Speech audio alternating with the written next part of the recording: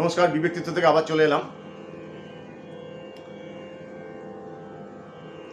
এটা একজনের কাছ থেকে পাওয়া, ভালো লাগলো তাই বলছি। জানিস তো, আমরা কেউ পারফেক্ট নই রে,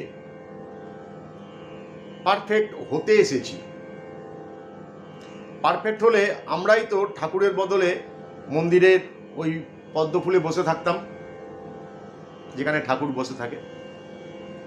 ঠাকুর আমাদের সামনে পলতে পোড়া ঘোরাতেন, স্বামীজি হারমোনিয়াম বাজিয়ে খণ্ডনবব গানটি গাইতেন।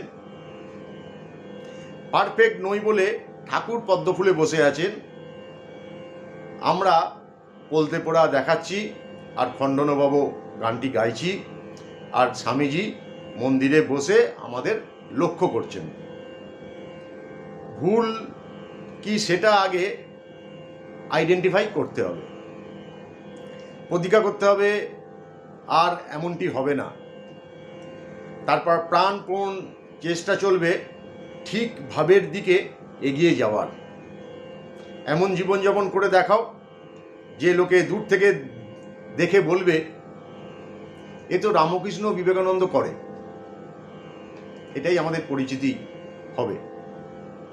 এটা নেওয়া হয়েছে স্বামী আত্মস্থানন্দ, পরম পূজ্যপাদ শ্রীমৎ স্বামী আত্মস্থানন্দজি মহারাজের পঞ্চদশ সংঘাধ্যক্ষ রামকৃষ্ণ মঠ মিশন।